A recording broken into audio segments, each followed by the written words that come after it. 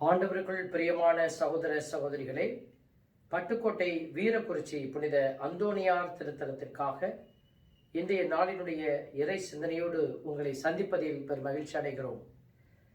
ஆண்டினுடைய பொது காலத்தினுடைய 19வது ஞாயிற்றுக்கிழமையிலே நாம் அடியெடுத்து வைத்து பயணித்துக் கொண்டிருக்கும் இந்த சிறப்பான நாளில் 3 வாசகங்களும் ஆண்டவருடைய அருமையான வார்த்தையை நம்மோடு பேசுவதையும் அந்த வார்த்தை நமக்கு ஒரு உண்மையை உரைப்பதையும் நம்மால் உணர முடிகிறது. இந்த வார்த்தை முதல் வாசகத்திலே, அரசராகமத்திலிருந்து கொடுக்கப்பட்டிருக்கிற இந்த முதல் வாசகத்திலே எலியா இறைவாக்கினர் எப்படி கடவுளுடைய அந்த உணவினாலே அவர் உயர்வடைகிறார், கடவுள் உணவை கொடுத்து அவருக்கு உயிரளித்து ஆற்றல் தந்து அவரை தன்னுடைய திட்டத்துக்கு பயன்படுத்துகிறார் என்பதை நாம் சிந்திக்கிற ஒரு அருமையான ஒரு வாசகம். இந்த வாசகத்திலே எலியா அந்த பாலை நிலத்திலே ஒரு நாள் முழுவதும் பயணம் செய்து களைத்து சூறை செடியினுடைய அடியில் அவர் அமர்ந்து எதற்காக ஜெபிக்கிறார் என்றால், சாக வேண்டும் என பின்வருமாறு மன்றாடினார் என்று எழுதப்பட்டிருக்கிறார். நம்முடைய வாழ்க்கையிலும் கூட பல நபர்கள் துன்பத்தோடு துயரத்தோடு போராட முடியாத ஒரு வேதனையிலே செத்து விடலாமா, நம்ம ஏன் கடவுள் வைத்து கொண்டிருக்கிறார் என்று சிந்திக்கிற ஒரு நிலையை நாம் பார்க்கிறோம். இதோ இந்த எலியாவினுடைய அந்த உடைந்த மனநிலை நம்மில் பலருக்கு பல வேளைகளில் இருக்கிறது. ஆனால் கடவுளோடு பயணித்தார் எலியா. கடவுளோடு பயணிக்கிற பிள்ளைகளுக்கு கடவுள் என்ன செய்கிறார் பாருங்க. அவர் சாவு வேண்டும் என்று மன்றாடினார், சாவுக்காக ஏங்கினார். ஆனால் கடவுள் அவருக்கு அளித்ததோ வாழ்வு. அவர் சூறை செடியின் அடியில் அவர் படுத்துறங்கினார் என்று எழுதப்பட்டிருக்கிறது. இந்த ஜெபத்தை செய்த பிறகு அவருக்கு வந்தது ஒரு உறக்கம். அந்த உறக்கத்தில் நேரத்திலே அவர் ஆழ்ந்த உறக்கத்தில் இருந்தார் என்பதற்கு ஒரு வெளிப்பாடு, வானதூதர் அவரை தட்டி எழுப்பி, அந்த இடத்துல என்ன நடக்குதுன்னு கூட அவருக்கு தெரியல, அவ்வளவு ஒரு ஆழ்ந்த துயரத்திலும் களைப்பிலும் இருந்தவர் ஆழ்ந்து உறங்கினார். அப்போ அந்த வானதூதர் அவரை தட்டி எழுப்பினார் என்று எழுதப்பட்டிருக்கிறது.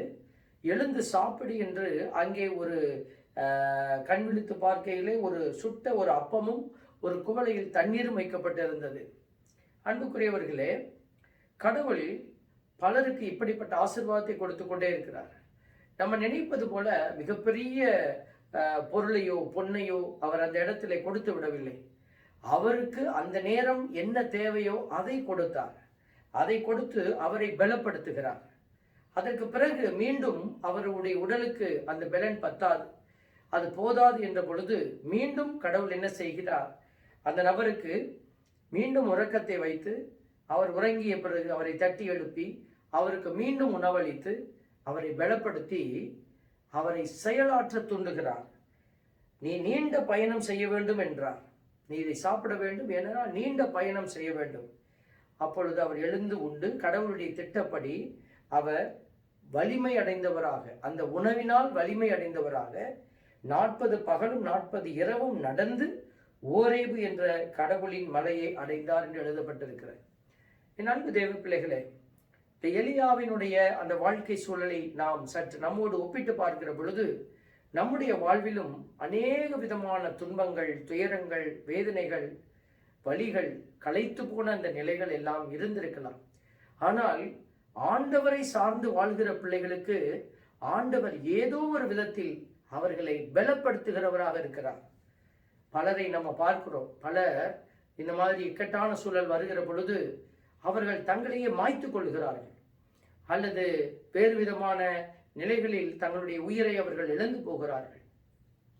இப்படிப்பட்ட நிலையிலே கடவுளை சார்ந்து இருப்பவருக்கும் கடவுளை சாராமல் இருப்பவருக்கும் இருக்கக்கூடிய வித்தியாசத்தை நாம் பார்க்கிறோம். யூதாஸ், உதாரணத்துக்கு யூதாஸ் இயேசுவோடு தான் அவன் இருந்தான், ஆனால் இயேசுவை சாராதவனாக இருந்தான்.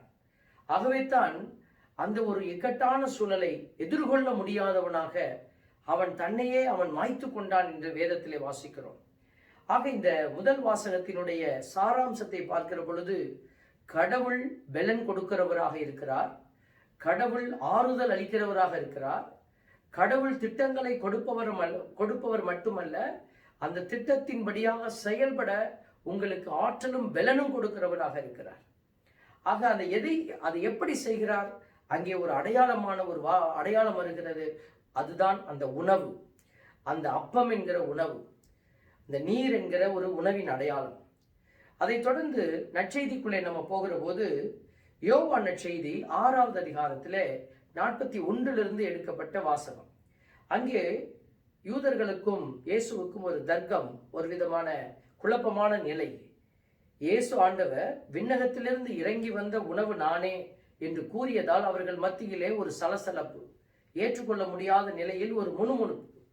ஆண்டவர் இயேசு மீண்டும் அவர்களுக்கு சொல்லுகிறார், நான் விண்ணகத்திலிருந்து இறங்கி வந்தேன் என்பதை நீங்கள் அறிந்து கொள்ள வேண்டும் என்று ஆண்டவர் விளக்கி சொல்லுவதையும், இயேசு அவர்களை பார்த்து ஒவ்வொரு காரியத்தையும் விளங்க பண்ணுவதையும் பார்க்கிறோம். அப்படி அவர் சொல்லுகிற போது சொல்லுகிறார், கடவுள் தாமே இதையெல்லாம் உங்களுக்கு கற்றுத்தரப் போகிறார். கடவுளிடமிருந்து வந்துள்ளவர் மட்டுமே கடவுளை கண்டுள்ளார். அதாவது அவரையே அவர் குறிப்பிடுகிறார். வாழ்வு தரும் உணவு நானே. உங்கள் முன்னோர் பாலைநிலத்தில் உணவை உண்டனர், அவர்கள் மாண்டு போனார்கள், அந்த உணவு அழிவை தந்தது.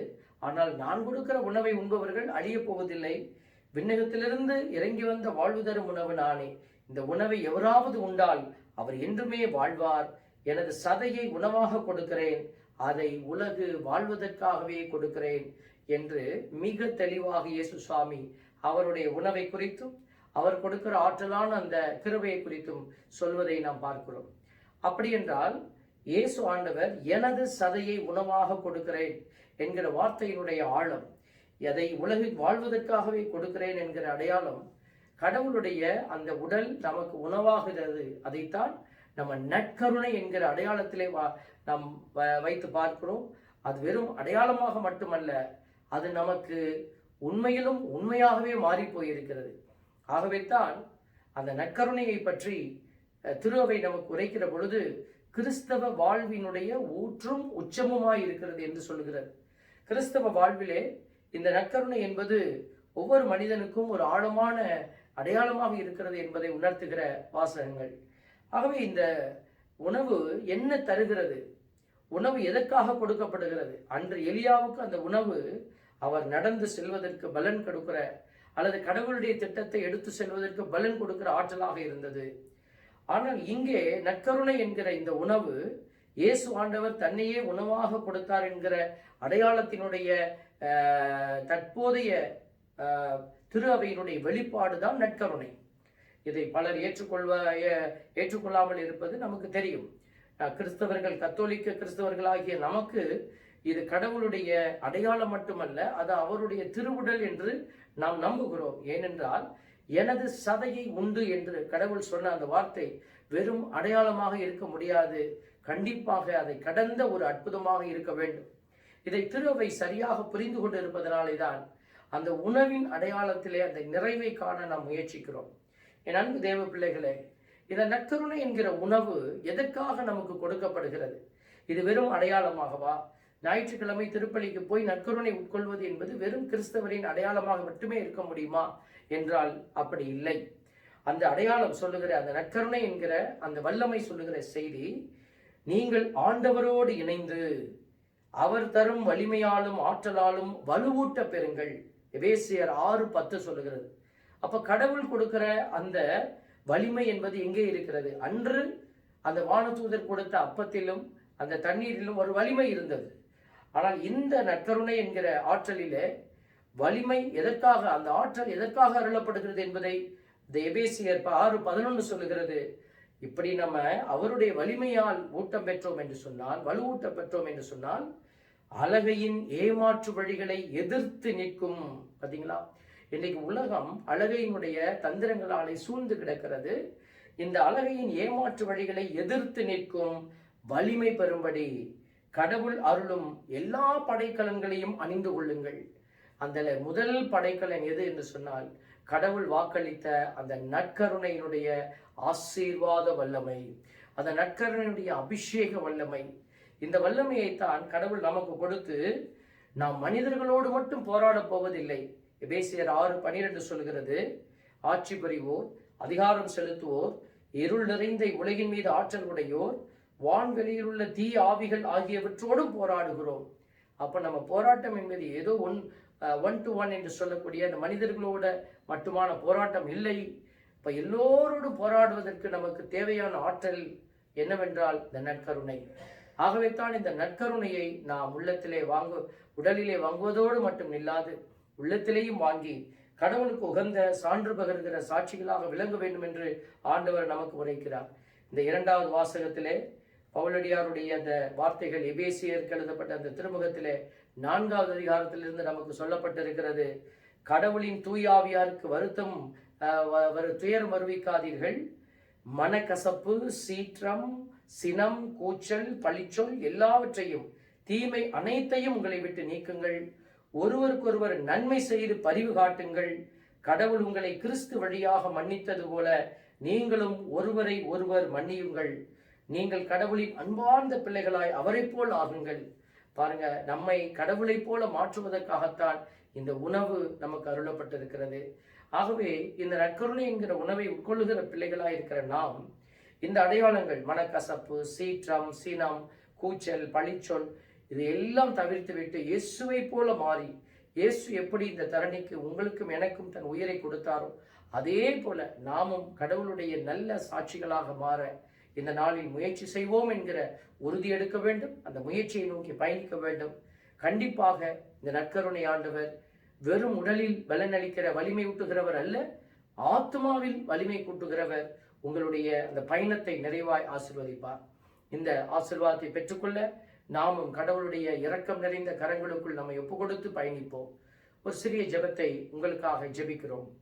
அன்பின் பரமபிதாவை, நன்றியோடு மை துதிக்கிறோம், மை ஸ்தோத்தரிக்கிறோம், மை ஆராதிக்கிறோம், நன்றி செலுத்துகிறோம்.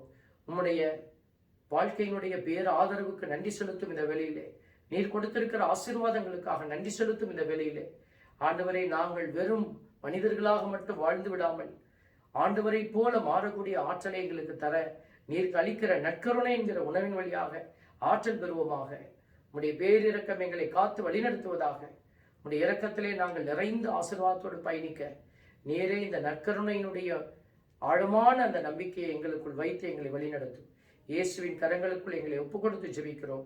ஜெபம் கேளும் எங்கள் நல்ல பிதாவே, ஆமென். அன்புக்குரியவர்களே, மீண்டுமாய் ஒரு இறை சிந்தனையோடு உங்களை சந்திக்கும் வரை உங்களுக்காக தொடர்ந்து ஜெபிக்கிறோம். இறைவன் தாமே உங்களை நிறைவாய் ஆசீர்வதிப்பார். நன்றி. ஆமென்.